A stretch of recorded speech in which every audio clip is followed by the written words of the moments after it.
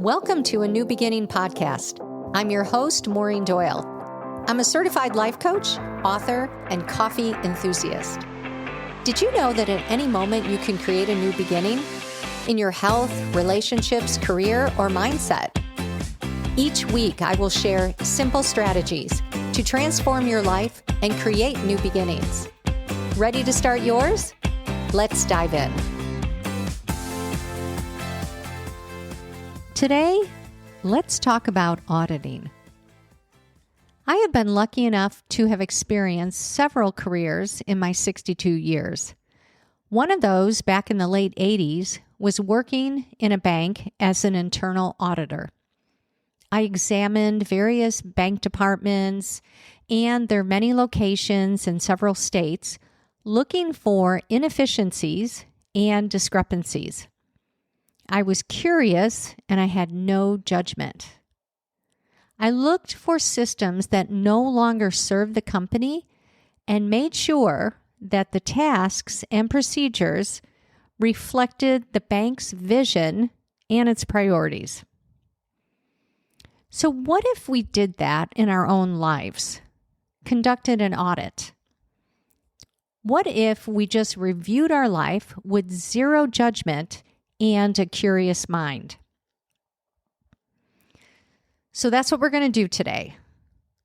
Look at your life as if you were an auditor and ask these questions. And I'm also going to share some of my ideas and practices for you to consider.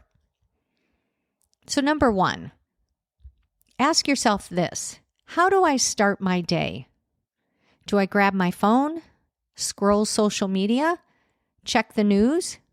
Or do I take a moment filling my mind with useful and empowering thoughts? One thought that I love to start my day with is, today is going to be a great day. And then I take a few deep breaths to anchor that thought in my body. Number two, what is the first thing that I drink in the morning? Do I hydrate first with water, or do I drink coffee or soda or something else? We become dehydrated overnight, and the best thing to do in the morning is to drink a full glass of water. And bonus, if you add electrolytes. Number three, how much time do I spend on screens? Whether it be a computer or a phone. And how much time do I spend outdoors? There is more and more evidence that being outdoors in nature is very grounding, and it relaxes our nervous system. Number four, what do I eat? When do I eat? How do I fuel my body? Do I fuel my body with real food or quick and easy processed food? Number five, who do I spend my day with? Do the people in my life lift me up or drag me down? Are they engines or are they anchors? How do I feel after I spend time with them? Energized or depleted? Be selective with who you spend your time. Number six, what about when I get home? Do I turn on the TV and disengage? Do I move my body? Or do I go for a walk? Or do I go to the gym? Or do I spend my time in the kitchen, whipping up something healthy? And that's also moving your body. I love to cook for so many reasons. I like the end product, but also I find it relaxing. The chopping and the stirring and just moving around after a day of work. It clears my mind. And so many folks find cooking a chore. And I would just like to offer that that is just a thought that might be very well practiced. You could choose to think another thought.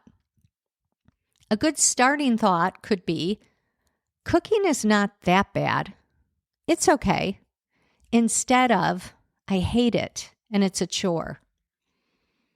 Next, when I eat my dinner, do I treat myself like a guest and set the table and relax for a few moments while I nourish my body? Or do I sit in front of the TV and zone out? Or eat standing up? Would you have your guest do that? And I imagine the answer is no. So the question is, why do you do it? I always put out a placemat. I plate my food like a fancy restaurant, and I sit down to eat, regardless of what it is. It could just be eggs and avocado and toast, but I promise you, it looks great on the plate. And then finally, how do I end my day? When do I go to sleep? Am I consistent? Do I prioritize sleep? Do I watch TV in bed? And here's what I believe. The bedroom is for sleep and romance, not TV. Dimming the lights in your home are great to let your brain know that sleep is near. Maybe taking an Epsom salt bath or magnesium, and certainly not eating for 3 hours before sleep. All of these are great habits for the evening and will help with your sleep. I like to conduct a self-audit each month because just like any other human, I can really get off track. No big deal. But I like to catch it monthly so I can make some changes.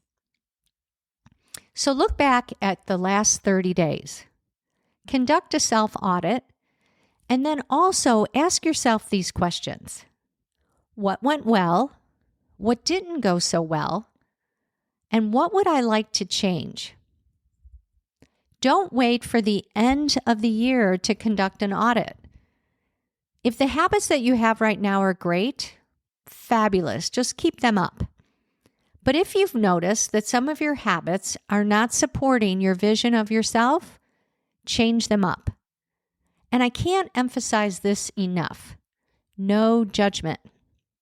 This is not the time to beat yourself up for eating junk food or staying up late watching TV or scrolling mindlessly on social media. The truth is, we've all been there. We're human. The goal is to become aware of your habits by conducting monthly audits, and then start to incorporate changes in your life. James Clear wrote Atomic Habits, which I highly recommend. And in this book, he introduces the concept of habit stacking when you want to create a new habit. The idea is to stack a new habit onto an existing one. The likelihood of your new habit's success is much greater when you do this.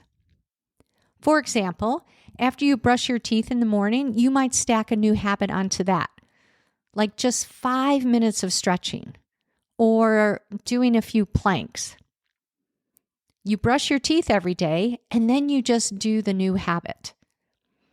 So this week, become an auditor and take a look at your life. See if your current life and your actions is in alignment with what you value, and even more importantly, with who you want to become.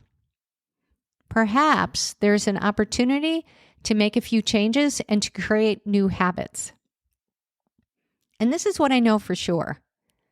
Daily small shifts can create big changes over time. Have a beautiful week, my friends. Talk to you next week. If you enjoyed this podcast, check out my free workbook, 6 Secrets to Getting Anything That You Want.